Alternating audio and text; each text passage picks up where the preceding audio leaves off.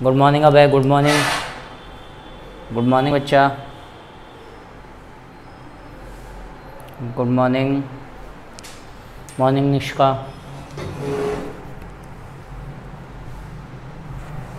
Morning Aash, morning, good morning, good morning, good morning गौरव,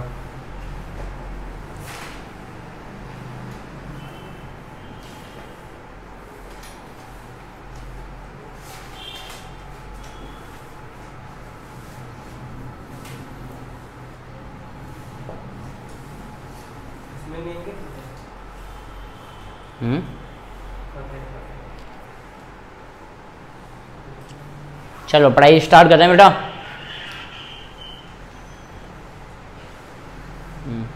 book देने को। चलो कल अपन ने क्या सीखा था बच्चा?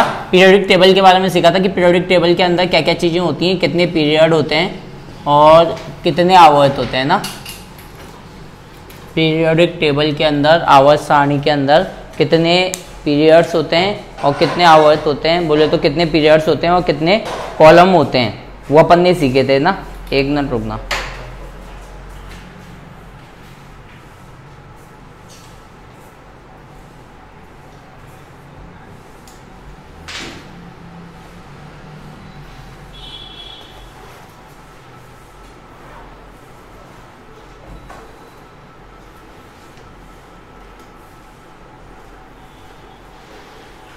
ठीक है बच्चा, तो आज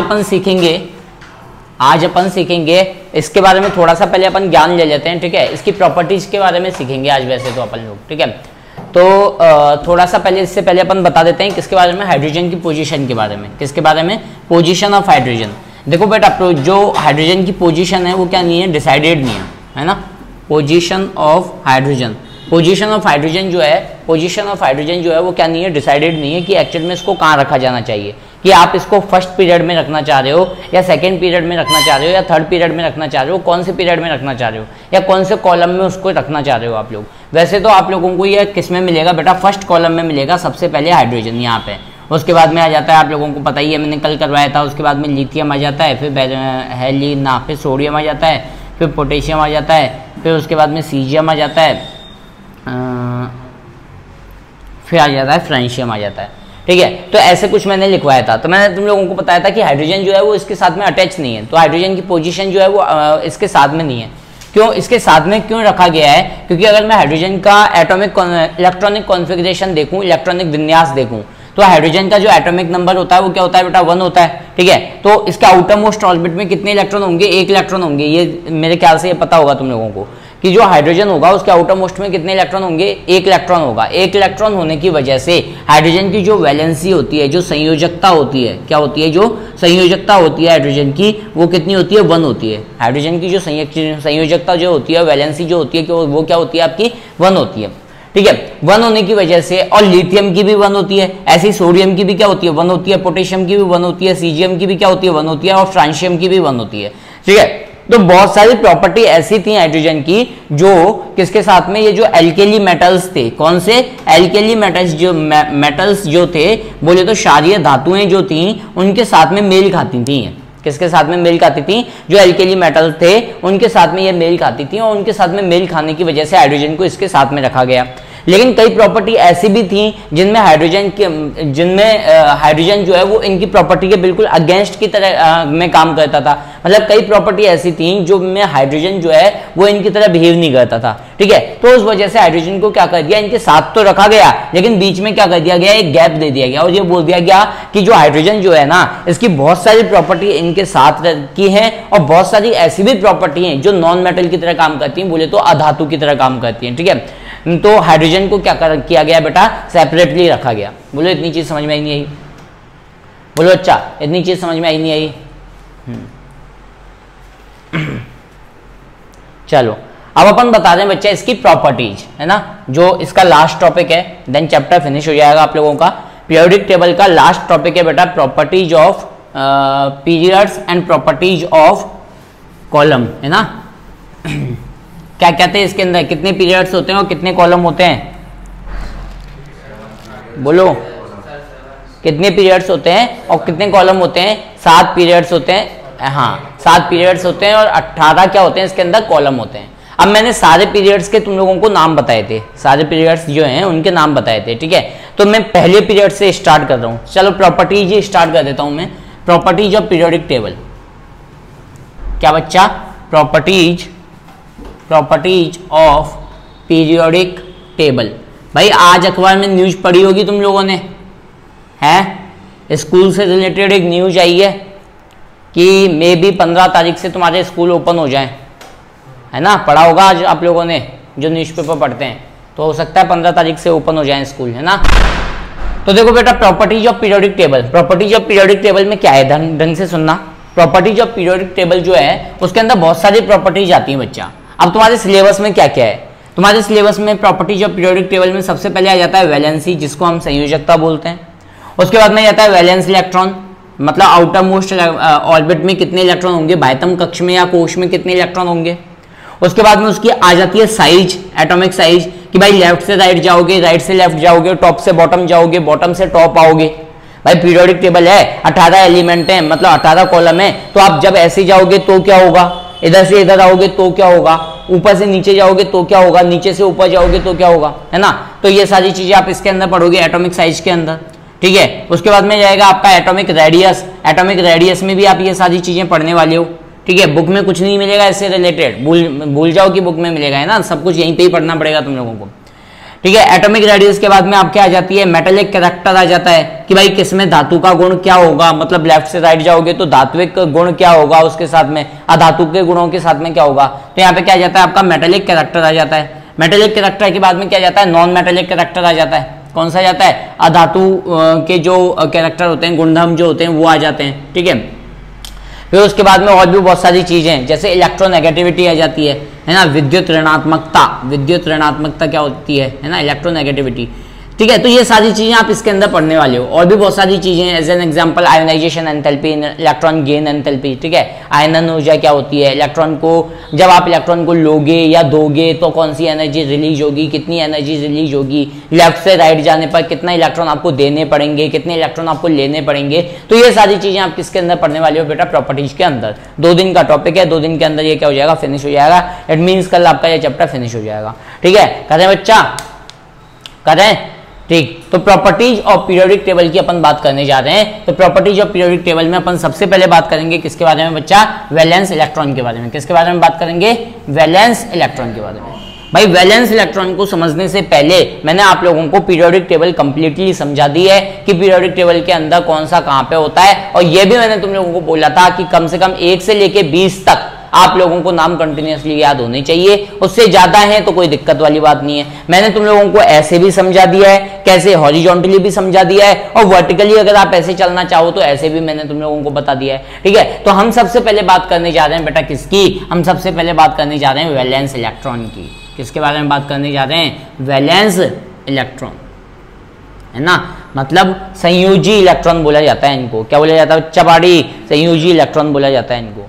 अब बेटा वैलेंस इलेक्ट्रॉन में होता क्या है, भाई आप लोगों को ऑक्टेट का नियम पता होगा। किसका, अष्टक का नियम पता होगा, ऑक्टेट रूल। अष्टक का नियम बेटा क्या बोलता है, अष्टक का नियम ये बोलता है कि पहली ऑर्बिट को छोड़कर, है ना, पहले या कक्ष या कोश को छोड़कर बाकी सारी ऑर्बिट के अंदर कम से कम कितने इलेक्ट्रॉन होने चाहिए, 8 इलेक्ट्रॉनों का होना जरूरी है। अगर उसके अंदर 8 इलेक्ट्रॉन नहीं है तो वो स्टेबल नहीं होगा। तो वो क्या नहीं होगा, स्टेबल नहीं होगा। स्टेबिलिटी किसके अकॉर्डिंग देखी जाती है, नोबल गैसेज के अकॉर्डिंग। जो लास्ट में कॉलम होता है ना, हाइड्रोजन ने आकर 0 पर रन आउट किया, हीलियम, ठीक है, उसके बाद में नियॉन, उसके बाद में जिनॉन, क्रिप्टॉन, रेडॉन, इसके अकॉर्डिंग स्टेबिलिटी देखी जाती है बाकी के एलिमेंट की। किसके अकॉर्डिंग देखी जाती है बेटा, जो आपके अक्रिय गैसें होती हैं या फिर जो आपकी नोबल गैसेज होती हैं, उसके अकॉर्डिंग हमेशा कोई भी एलिमेंट या कोई भी एटम क्या होना चाहता है, स्टेबल होना चाहता है। क्या होना चाहता है, स्टेबल होना चाहता है। चीजें समझ में आ रही हैं, ठीक है।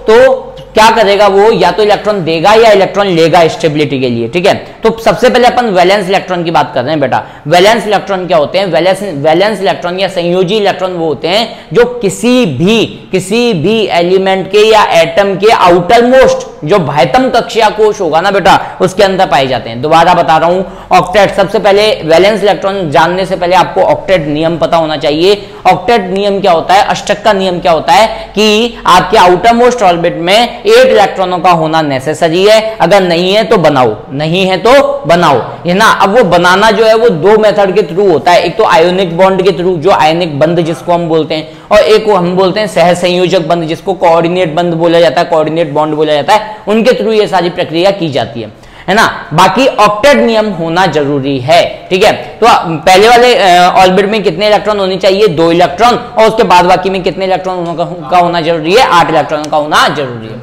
एज एन एग्जाम्पल मान लो सपोज दैट मैंने बात की किसकी बेटा, सोडियम की। किसकी बात की मैंने, सोडियम की बात की। जब मैं सोडियम की बात करता हूं ना बच्चा, तो सोडियम का जो एटॉमिक नंबर होता है ना बेटा वो होता है 11। सोडियम का एटॉमिक नंबर क्या होता है बच्चा, 11, मतलब वो 11वें नंबर पे आता है। इसका जो परमाणु क्रमांक होता है वो क्या होता है, 11 होता है, 11वें नंबर पे आता है। देख लो ना, hydrogen, helium, lithium, beryllium, boron, carbon, nitrogen, oxygen, fluorine, neon, उसके बाद में जाता है सोडियम। तो 11वें नंबर पे आपका क्या आता है बच्चा, सोडियम आता है। जितना इसका एटॉमिक नंबर होगा ना बेटा उतना ही इसके अंदर प्रोटॉन होंगे और उतने ही इसके अंदर क्या होंगे, इलेक्ट्रॉन होंगे। चीज समझ में आई नहीं आई, प्रोटॉन मतलब प्लस चार्ज और इलेक्ट्रॉन बोले तो नेगेटिव चार्ज, प्रोटॉन बोले तो पॉजिटिव चार्ज और इलेक्ट्रॉन बोले तो कौन सा चार्ज बच्चा, नेगेटिव चार्ज। तो मैंने क्या बोला कि सोडियम का एटॉमिक नंबर 11 होने की वजह से इसके अंदर 11 ही प्रोटॉन और 11 ही इलेक्ट्रॉन। जो न्यूक्लियस होता है ना बेटा, प्रोटॉन उसके अंदर होते हैं, वो कहीं भी नहीं जाते हैं। इसका मतलब न्यूक्लियस के अंदर ही प्रोटॉन पड़े रहेंगे, ये कभी भी मूव नहीं करते हैं, ठीक है। क्योंकि इसके अंदर एक स्ट्रॉन्ग फोर्स लगती है, कौन सी, एक स्ट्रॉन्ग न्यूक्लियर फोर्स लगती है।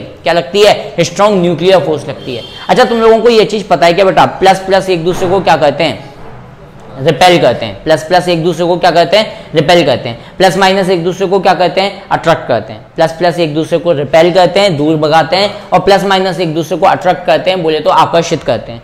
तो एक बात बताना, जब न्यूक्लियस मतलब जिसको हम केंद्रक बोलते हैं, इसके अंदर प्रोटॉन रहते हैं, सब लोगों को पता है। जब इसके अंदर प्रोटॉन रहते हैं तो प्रोटॉन सारे प्लस में होंगे, और जब ये सारे प्लस में हैं तो ये एक दूसरे को रिपेल क्यों नहीं करते।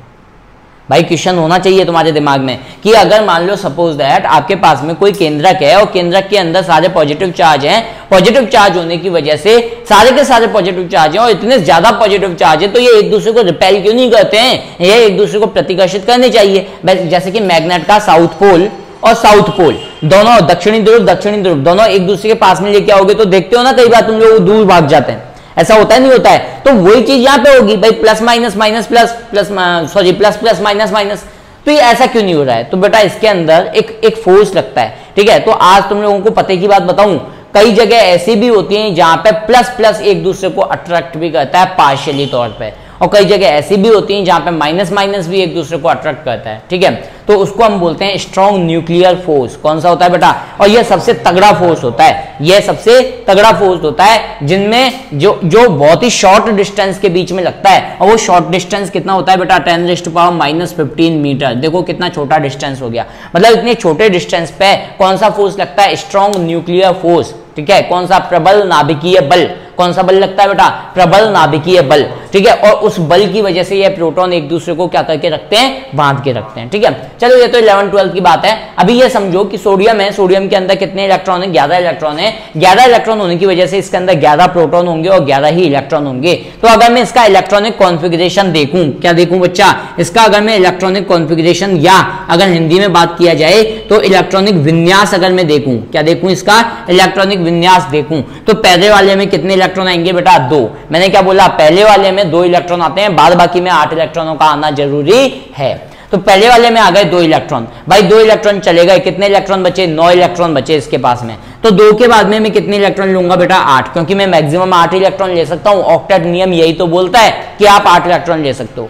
भाई 8 और 2 10, अब कितने इलेक्ट्रॉन बचे इसके पास में, इसके पास में 1 इलेक्ट्रॉन बचा है ना। अगर मैं इसकी ऑर्बिट बनाऊं बेटा, तो पहले वाले में 2 इलेक्ट्रॉन, दूसरे वाले में 8 इलेक्ट्रॉन, और लास्ट वाले में कितने इलेक्ट्रॉन, 1 इलेक्ट्रॉन। क्या ये ऑक्टेट नियम की अनुपालना कर रहा है, क्या ये ऑक्टेट नियम को फॉलो कर रहा है मोहित, नहीं, ये ऑक्टेट नियम को फॉलो नहीं कर रहा है। तो तो आपको क्या करना पड़ेगा, ऑक्टेट नियम को फॉलो करवाना पड़ेगा। ऑक्टेट नियम को क्या करवाना पड़ेगा बच्चा, फॉलो करवाना पड़ेगा। तो भाई अगर इससे आपको ऑक्टेट नियम को फॉलो करवाना है तो या तो आप इसको 7 इलेक्ट्रॉन दे दो या फिर इसमें से 1 इलेक्ट्रॉन निकाल दो। 7 इलेक्ट्रॉन दोगे तो आउटर मोस्ट ऑर्बिट में कितने इलेक्ट्रॉन हो जाएंगे, 8 इलेक्ट्रॉन हो जाएंगे। और अगर 1 इलेक्ट्रॉन निकाल लिया तो यह ऑर्बिट खत्म हो जाएगी और अंदर वाली ऑर्बिट में कितने इलेक्ट्रॉन हो जाएंगे, 8 इलेक्ट्रॉन। बोलो समझ में आया नहीं आया? तो भाई 7 इलेक्ट्रॉन देना तो इम्पॉसिबल है, क्योंकि 7 इलेक्ट्रॉन दोगे ना तो भयंकर वाली क्या हो जाएगा, रिपल्शन जनरेट हो जाएगा। भयंकर वाला क्या हो जाएगा, रिपल्शन जनरेट हो जाएगा। और 7 इलेक्ट्रॉन देने के लिए आपको भयंकर वाली ऊर्जा देनी पड़ेगी, एनर्जी देनी पड़ेगी, जो कि अभी तक पॉसिबल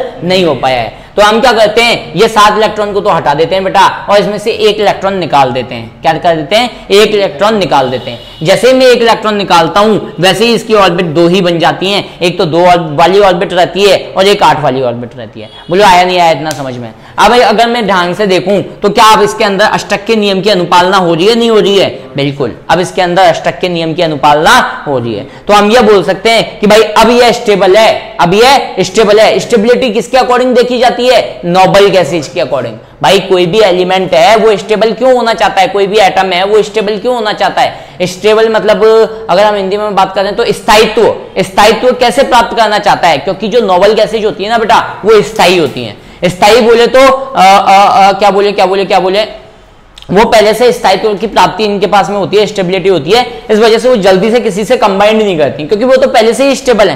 तो वो किसी के साथ में प्यार क्यों करेंगी भाई, वो पहले से ही क्या है, स्टेबल है। बोलो आया नहीं आया समझ में? तो यहाँ पे 2 इलेक्ट्रॉन, यहाँ पे 8 इलेक्ट्रॉन, समझ में आया? अब इसके अंदर इसका मतलब क्या हुआ कि ये स्टेबल हो चुका है। लेकिन एक बात बताना बेटा कि अगर मैं बात करूं इसके अंदर प्रोटॉन कितने हैं अभी भी, अगर मैं इसकी बात करूं तो प्रोटॉन कितने हैं अभी भी, 11 प्रोटॉन है ना भाई अभी भी। भाई प्रोटॉन में तो कोई चेंज ही नहीं आया ना। अच्छा 11 प्रोटॉन है, लेकिन इलेक्ट्रॉन कितने रह गए हैं, 10। इलेक्ट्रॉन कितने रह गए हैं, 10। कितने इलेक्ट्रॉन रह गए हैं, 10। इनमें से ज्यादा कौन है राज, प्रोटॉन ज्यादा है। कितना ज्यादा है, 1 इलेक्ट्रॉन ज्यादा, 1 प्रोटॉन ज्यादा है। तो भाई सिंपल सी बात है, वो जो ज्यादा है वो शो तो करेगा ना अपने आप को, वो जो ज्यादा है वो अपने आप को शो तो करेगा ना। तो वो अपने आप को कहां पे शो कर देता है, खुद के ऊपर शो करता देता है, in the form of ion. किसकी फॉर्म में, आयन की फॉर्म में। किसकी फॉर्म में बच्चा, आयन की फॉर्म में। और ये जो आया है ना बच्चा, ये जो आया है ना, इसको तो वैलेंसी बोलते हैं। और ये जो आउटर मोस्ट ऑर्बिट में जितने इलेक्ट्रॉन थे ना, उसको वैलेंस इलेक्ट्रॉन बोला जाता है। मतलब यहां पे संयोगवश है ना, कोइंसिडेंस ऐसा रहा कि यहां पे अब वैलेंस इलेक्ट्रॉन भी 1 है और वैलेंसी भी क्या है, +1 है। बोलो वैलेंसी निकालना आया क्या? अपन वैलेंस इलेक्ट्रॉन देखना चाहते थे, वैलेंसी पे पहुंच गए। ठीक है, तो कुछ भी नहीं होता बेटा, आउटर मोस्ट ऑर्बिट में जितने इलेक्ट्रॉन होंगे वो वैलेंस इलेक्ट्रॉन कहलाएंगे। वो क्या कहलाएंगे बच्चा, वैलेंस इलेक्ट्रॉन कहलाएंगे, संयोजी इलेक्ट्रॉन कहलाएंगे। बोलो आया नहीं आया समझ में? बोलो आया नहीं आया समझ में? तो अगर हम वैलेंस इलेक्ट्रॉन की डेफिनेशन लिखें, अगर हम वैलेंस इलेक्ट्रॉन की अगर हम वैलेंस इलेक्ट्रॉन की बेटा डेफिनेशन लिखें, आउटर मोस्ट इलेक्ट्रॉन भी बोला जाता है इनको, बाह्यतम कक्ष के इलेक्ट्रॉन है ना। अगर इनकी डेफिनेशन अगर अपन लिखें तो डेफिनेशन तो दे ही नहीं रखी इन्होंने, कोई बात नहीं। वैलेंस इलेक्ट्रॉन की हम डेफिनेशन अगर हम लिखें तो क्या हम क्या बोलेंगे बेटा, outer most electron of N orbit is called valence electron. क्या, बाह्यतम कक्ष के जो इलेक्ट्रॉनों की संख्या होगी, क्या बाह्यतम कक्ष के जो इलेक्ट्रॉनों की संख्या होगी उसको हम क्या बोलेंगे बेटा, संयोजी इलेक्ट्रॉन बोलेंगे या बाह्यतम कक्ष के इलेक्ट्रॉन बोला जाएगा। बोलो आया नहीं आया समझो? ठीक है, 1-2 एग्जाम्पल और मैं करवा दूंगा बच्चा, जल्दी से इसके फोटो कैप्चर कर लो फटाफट, इतना टाइम नहीं रहता अपने पास में, जल्दी फोटो कैप्चर करो। हाँ बच्चा, अरे यार ये बीच में कर दिया क्या कीड़ा।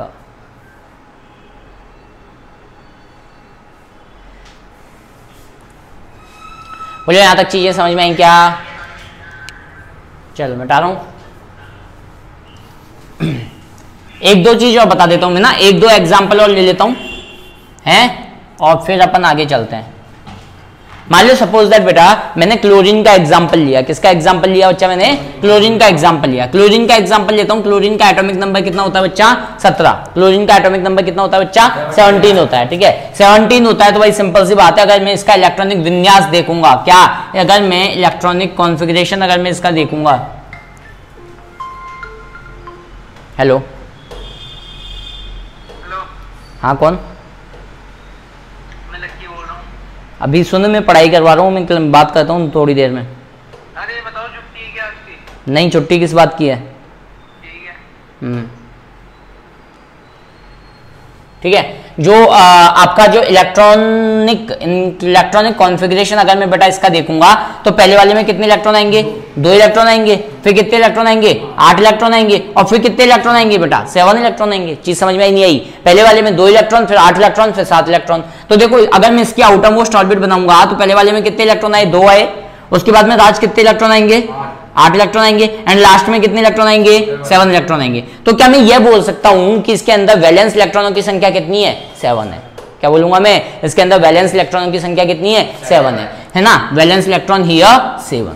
अगर मैं ये बोलूं कि लेफ्ट से राइट अगर मैं जाऊंगा, कैसे जाऊंगा बेटा? मैं लेफ्ट से राइट अगर मैं जाऊंगा तो वैलेंस इलेक्ट्रॉनों की संख्या हमेशा क्या होगी बेटा? इंक्रीज होगी। क्या होगी? हमेशा इंक्रीज होगी। देख लो ना यार, पहले अगर मैं हाइड्रोजन की बात करूं तो इसके आउटर मोस्ट में केवल 1 इलेक्ट्रॉन, और फिर इधर हीलियम की बात करूं तो इसके अंदर 2 इलेक्ट्रॉन। तो आउटर मोस्ट ऑर्बिट में इलेक्ट्रॉनों की संख्या बढ़ी नहीं बढ़ी? बिल्कुल बढ़ी। अगर मान लो सपोज दैट हाइड्रोजन हीलियम के बाद में मैं लिथियम की बात कर रहा हूं तो आउटर मोस्ट इलेक्ट्रॉन में भाई पीरियड्स के अकॉर्डिंग बात हो रही है। किसके अकॉर्डिंग? पीरियड्स के अकॉर्डिंग। भाई पीरियड के अंदर या आवर्त के अंदर जब लेफ्ट से राइट जाते हैं, कब? जब लेफ्ट से राइट जाते हैं तो क्या होता है बेटा? वैलेंस इलेक्ट्रॉनों की संख्या या आउटर मोस्ट ऑर्बिट के इलेक्ट्रॉनों की संख्या क्या होती है? इंक्रीज हो जाती है। ये तो हो गया मेरे पास में पीरियड 1, क्योंकि पीरियड 1 में मैंने बोला था वेरी शॉर्ट पीरियड होता है, क्योंकि इसके अंदर 2 ही क्या होते हैं? एलिमेंट होते हैं। अगर मैं पीरियड 2 की बात करूं, किसकी बात करूं बच्चा? पीरियड 2 की। तो पीरियड 2 के अंदर कितने एलिमेंट होते हैं? 8 एलिमेंट होते हैं। कितने होते हैं? 8 एलिमेंट। तो सबसे पहले लिथियम की बात करूं, फिर ठीक है, लिथियम के बाद में बेरिलियम आ जाता है, फिर बोरॉन आ जाता है, फिर कार्बन, नाइट्रोजन, ठीक है, फिर ऑक्सीजन, फिर फ्लोरीन, फिर नियोन, ऐसे ऐसे आ गए ना बच्चा। तो लिथियम की बात करूं तो इसका एटॉमिक नंबर 3 है, देन 4 है, देन 5 है, देन 6 है, देन 7 है, देन 8 है, देन 9 है, देन 10 है। भाई कंटिन्यूअसली चलते हैं ना, यूं चलते हैं ना भाई, लेफ्ट से राइट चल रहे हैं तो ऐसे ही चल रहे हैं ना अपन। उसके बाद में लिथियम की बात करूं तो क्या होगा? 2,1, मतलब पहले वाले में 2, दूसरे वाले में 1, है ना? इसका क्या होगा? 2,2, पहले वाले में 2, दूसरे वाले में भी 2। इसका क्या होगा बेटा? 2,3, तो पहले वाले में 2, दूसरे वाले में कितने? 3। ठीक है, इसका क्या होगा? 2,4, देन क्या होगा? 2,5, देन क्या होगा? 2,6, देन क्या होगा? 2,7, देन क्या होगा लास्ट में? 2,8। ये क्या? 2,7। भाई अपन ऐसे ही चल रहे हैं ना पीरियड में। अपन कैसे चल रहे हैं? ऐसे ही चल रहे हैं ना पीरियड में। तो देखो आउटर मोस्ट ऑर्बिट कौन सी है इसकी? आउटर मोस्ट ऑर्बिट तो यही वाली है ना भाई। इसके बाद में तो कोई ऑर्बिट बनेगी नहीं। इसके बाद में तो कोई ऑर्बिट बनेगी या नहीं बनेगी? नहीं बनेगी इसके बाद में कोई ऑर्बिट। तो भाई 2,3, 2,4, 5, 6, 7, 8, तो इसके आउटर मोस्ट ऑर्बिट में कितने इलेक्ट्रॉन? 8। मतलब इसका ऑक्टेट तो पूरा है। ध्यान करो। और जो नियोन है वो कहां पे आता है? नोबल गैसेज में आता है। मैंने यही चीज तो बोली तुम लोगों को कि वो नोबल गैसेज की तरह चाहती हैं कि हमारा भी क्या हो जाए? ऑक्टेट पूरा हो जाए, है ना? और अब ढंग से देखो तो लेफ्ट से राइट चलने पर, किसी एक पीरियड में लेफ्ट से राइट चलने पर क्या हो रहा है? लेफ्ट से राइट चलने पर वैलेंस इलेक्ट्रॉनों की संख्या क्या होती जा रही है? बढ़ती जा रही है। आया नहीं आया समझ में? तो आप ये चीज लिख सकते हो, from left to right, from left to right, बाएं से दाएं चलने पर जो आउटर मोस्ट इलेक्ट्रॉनों की संख्या होती है, बाह्यतम कक्ष में इलेक्ट्रॉनों की संख्या होती है, वो क्या होती जाती है? इंक्रीज होती जाती है। क्या? लेफ्ट टू राइट, है ना? आउटर मोस्ट या फिर वैलेंस इलेक्ट्रॉन इंक्रीजेज क्यों होती जाती है? मैंने फील करवा दिया तुम लोगों को भाई, कैसे इंक्रीज होती है वो मैंने फील करवा दिया, है ना?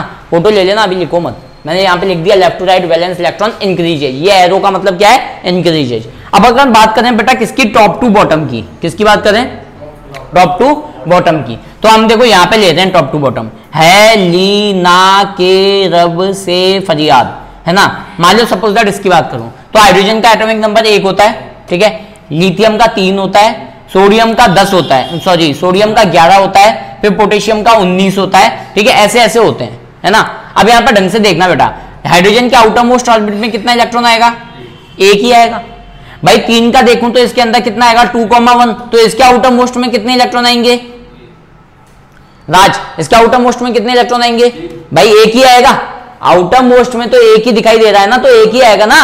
बाद में कितने दिखाई दे रहे हैं मेरे को? 1 ही आएगा ना। अगर मैं 11 इसकी देखूं तो पहले वाले में 2, फिर 8 आएंगे, फिर कितना आएगा? 1 आएगा। ढंग से देखो ना यार, 2,8,1, ठीक है? अब इसमें ढंग से देखो तो पहली वाली में 2, दूसरी वाली में 8 और लास्ट वाली में कितनी आ रही है? 1 आ रहा है। अगर मैं इसकी बात करूं तो पहले 2, फिर आएगा 8, फिर आएगा 8, क्योंकि आ सकता है। देखो 8, 8, 16, 2, 18, 8, 8, 16, 2, 18, और फिर कितना बचेगा? 1 बचेगा। तो इसके भी आउटर मोस्ट में कितने इलेक्ट्रॉन आए बेटा? एक ही आया ना इसके भी आउटर मोस्ट में भाई, यहां पे ऑर्बिट बढ़ती जा रही है कि इसके अंदर तो केवल एक ही शेल है के, इसके अंदर दो शेल हैं के और एल, इसके अंदर तीन शेल हैं के एल एम, इसके अंदर चार शेल हैं के एल एम एन, शेल बढ़ती जा रही है। आउटर मोस्ट ऑर्बिट के अंदर इलेक्ट्रॉनों की संख्या क्या है, क्या है, सेम। भाई शेल बढ़ती जा रही है लेकिन आउटर मोस्ट इलेक्ट्रॉनों की संख्या क्या है बेटा, सेम है। इसका मतलब मैं क्या बोल सकता हूं बच्चा कि अगर हम टॉप टू बॉटम जाएंगे तो क्या आउटर मोस्ट इलेक्ट्रॉनों की संख्या हमेशा सेम रहने वाली है, बोलो। वैलेंस इलेक्ट्रॉन सेम है, शेल बढ़ रही है, ऑर्बिट बढ़ रही है, लेकिन आउटर मोस्ट ऑर्बिट में इलेक्ट्रॉनों की संख्या तो सेम ही है ना। आउटर मोस्ट मतलब नहीं समझे क्या बच्चा, आउटर मोस्ट मतलब बाहर, बाहर बिल्कुल लास्ट में कौन सी ऑर्बिट है, तो इसके बिल्कुल लास्ट में तो ऑर्बिट ही एक है यार। इसके लास्ट में ये वाली ऑर्बिट है, इसके लास्ट में ये वाली है, इसके लास्ट में ये वाली है, इससे पहले भी है लेकिन पहले वालियों से अपने को मतलब नहीं, समझ में आया नहीं आया।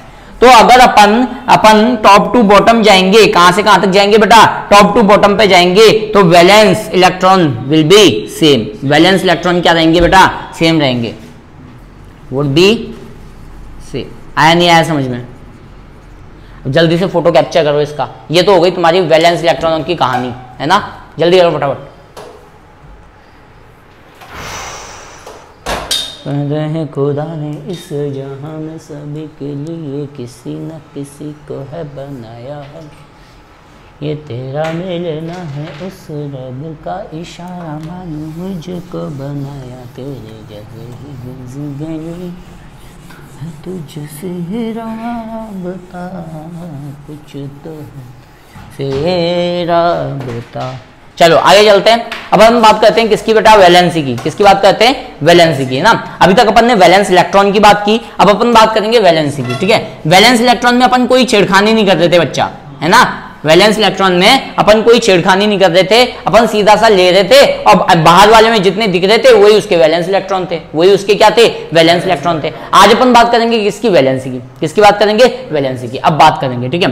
तो वही वापस से मैं किसकी स्टार्ट करता हूं बेटा, मैं सोडियम को, वो पोटेशियम को लेता हूं। किसको लेता हूं, पोटेशियम को। अगर मैं पोटेशियम की बात करूं बच्चा तो पहले मैं ना टॉप टू बॉटम जा रहा हूं। कहां से कहां जा रहा हूं, टॉप टू बॉटम जा रहा हूं, है ना। Top to bottom, top to bottom में वैलेंसी के साथ क्या होता है देखते हैं। यहां पे मैंने लिया बेटा लिथियम, है ना। लिथियम के बाद में मैं ले रहा हूं यहां पे बेरिलियम, नहीं बेरिलियम नहीं, सोडियम, और सोडियम के बाद में मान लो मैंने पोटेशियम ले लिया, ठीक है। ये तीन की बात कर रहा हूं मैं, इधर टॉप टू बॉटम की बात करूंगा, उधर लेफ्ट टू राइट की बात करूंगा। तो वैलेंसी, अच्छा वैलेंसी पता है ना तुम लोगों को, कितने इलेक्ट्रॉन दिए कितने इलेक्ट्रॉन लिए, वो उसकी वैलेंसी कहलाती है, संयोजकता कहलाती है। तो लिथियम की बात करूं तो एटॉमिक नंबर कितना बेटा, 3 एटॉमिक नंबर होने की वजह से इसके अंदर 3 ही प्रोटॉन और 3 ही क्या है बच्चा, इलेक्ट्रॉन है। 3 ही प्रोटॉन है और 3 ही क्या है इसके अंदर, इलेक्ट्रॉन है। इलेक्ट्रॉनिक कॉन्फ़िगरेशन अगर इसका मैं देखूं तो क्या होगा, 2,1। इसका मतलब देखो लिथियम अकेला ऐसा तत्व होता है, लिथियम और हाइड्रोजन, जो डुप्लेट रूल को फॉलो करता है। किसको करता है, डुप्लेट रूल को। मतलब अगर इसके आउटर मोस्ट ऑर्बिट में 2 इलेक्ट्रॉन हुए, कितने इलेक्ट्रॉन हुए, अगर इसके आउटर मोस्ट इलेक्ट्रॉन में 2 इलेक्ट्रॉन भी हुए ना, तो ये स्टेबल हो जाएगा। तो ये क्या हो जाएगा बच्चा, स्टेबल हो जाएगा। तो मैंने बोला कि भाई इसके पास में 2 इलेक्ट्रॉन और लास्ट वाले में कितने इलेक्ट्रॉन, 1 इलेक्ट्रॉन, मतलब यहाँ तो 2 और यहाँ पे कितने इलेक्ट्रॉन, 1 इलेक्ट्रॉन। तो ये क्या करेगा, डुप्लेट रूल को फॉलो करने के लिए 1 इलेक्ट्रॉन या तो किसी को दे देगा या फिर अपने पास में 7 इलेक्ट्रॉन इसको लेने पड़ेंगे, ठीक है। तो भाई सिंपल सी बात है, ये 7 इलेक्ट्रॉन किसी से ले नहीं सकता, इसने क्या कर दिया, 1 इलेक्ट्रॉन दे दिया। 1 इलेक्ट्रॉन देने की वजह से अब इसके पास में 2 तो इलेक्ट्रॉन रह गए और 3 प्रोटॉन रह गए। ज्यादा कौन है बेटा, ज्यादा भाई सिंपल सी बात है, प्रोटॉन ज्यादा है। कितना ज्यादा है, 1 जाता है। तो लिथियम के ऊपर क्या चार्ज आ जाता है, +1। आया नहीं आया समझ में, वही इसकी वैलेंसी होती है, वही इसकी क्या होती है बेटा, वैलेंसी होती है। बोलो आया नहीं आया समझ में, आया कि नहीं आया।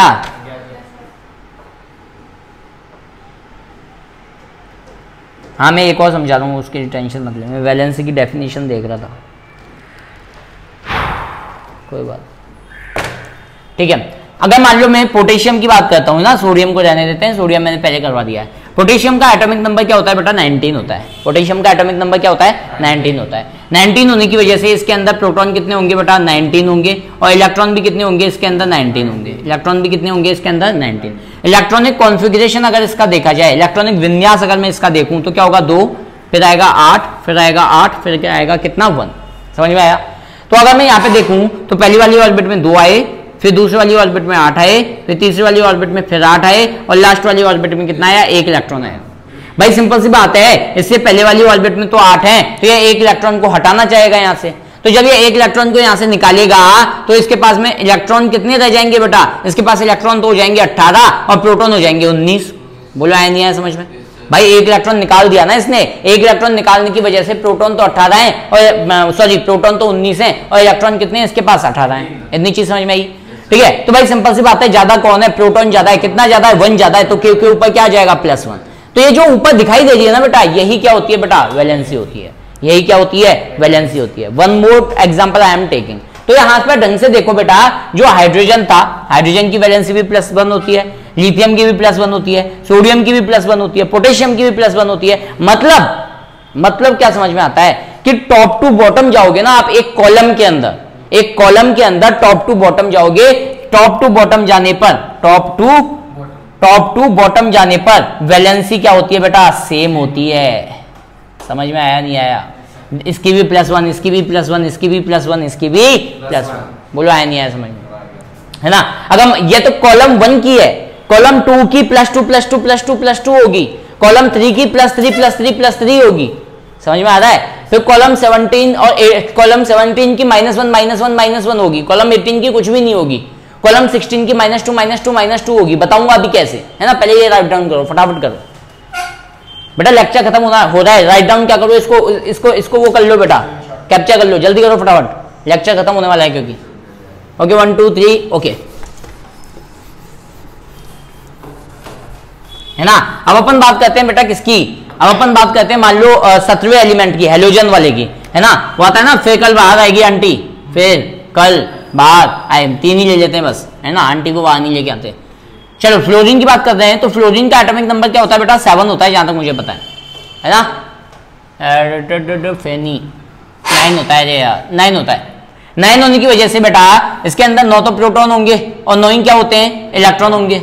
9 प्रोटॉन और 9 इलेक्ट्रॉन होने की वजह से अगर मैं इसका इलेक्ट्रॉनिक कॉन्फ़िगरेशन देखूं तो पहले आएगा 2, फिर आएगा 8, नहीं 8 तो कहां से आएगा यार, 7 आएगा। समझ में आया नहीं आया?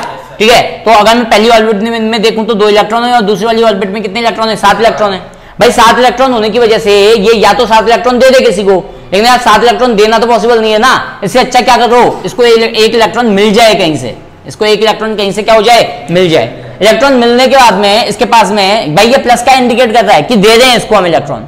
इसके बाद में इसके पास में प्रोटॉन तो अभी भी नहीं है ना, लेकिन इलेक्ट्रॉन की क्वांटिटी बढ़ गई है इस बार। किसकी क्वांटिटी बढ़ गई, इलेक्ट्रॉन की। कितनी बढ़ गई, 1 बढ़ गई। ठीक है, मतलब इन दोनों में ज्यादा अगर मैं बात करूं तो इलेक्ट्रॉन ज्यादा है। कितना इलेक्ट्रॉन ज्यादा है, 1 इलेक्ट्रॉन ज्यादा है। तो फ्लोरीन के ऊपर क्या जाता है भाई, इलेक्ट्रॉन के ऊपर माइनस चार्ज होता है, प्लस चार्ज होता है, माइनस, है ना? तो सिंपल सी बात है, फ्लोरीन के ऊपर क्या जाएगा, -1। आया नहीं आया समझ में? तो फ्लोरीन की वैलेंसी भी 1 होती है लेकिन नेगेटिव में होती है, -1 में होती है। ठीक है, ऐसे ही अगर मैं किसकी बात करूं बेटा, क्लोरीन की बात करूं, किसकी बात करूं, क्लोरीन की बात करूं तो इसका एटॉमिक नंबर 17 होता है। 17 प्रोटॉन होंगे, 17 ही इसके अंदर इलेक्ट्रॉन होंगे। जल्दी जल्दी करवा रहा हूं मैं, है ना? 17 ही इलेक्ट्रॉन होंगे। इसका मतलब 2,8,7 इसका इलेक्ट्रॉनिक कॉन्फ़िगरेशन होगा। इसका मतलब पहले वाले में 2, दूसरे वाले में 8, तीसरे वाले में 7 होंगे। अब भाई दूसरे वाले में तो 8 है, अगर मैं बात करूं तो इसको 1 इलेक्ट्रॉन की जरूरत है।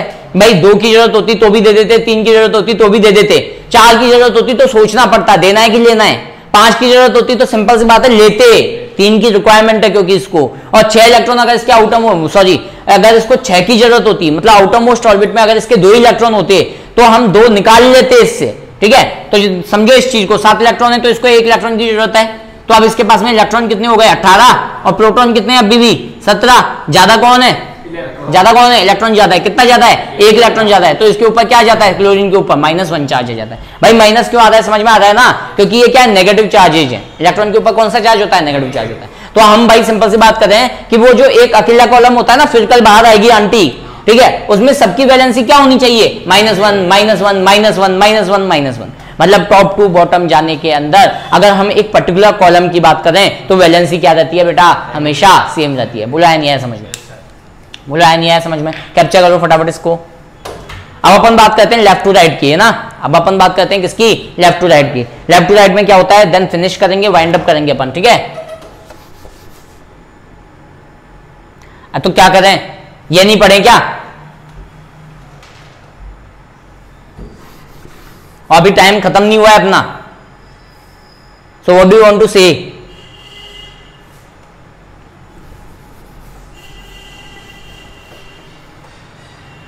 And if you want to learn English, then go from here.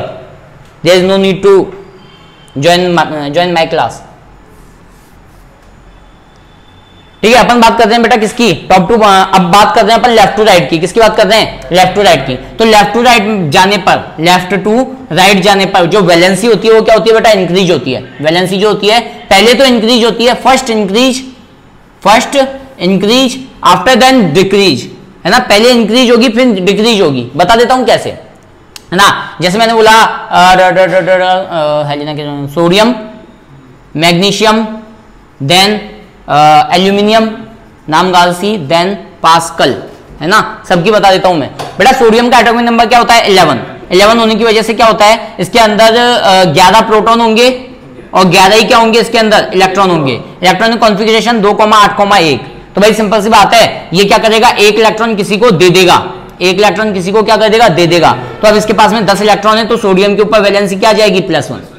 अगर मैं मैग्नीशियम की बात करूं तो 12 होता है, इसका मतलब इसके अंदर 12 तो प्रोटॉन हो गए और 12 ही क्या हो गए? इसके अंदर इलेक्ट्रॉन हो गए, है ना। तो हम क्या बोलेंगे? 2,8,2 यह कॉन्फ़िगरेशन होगा।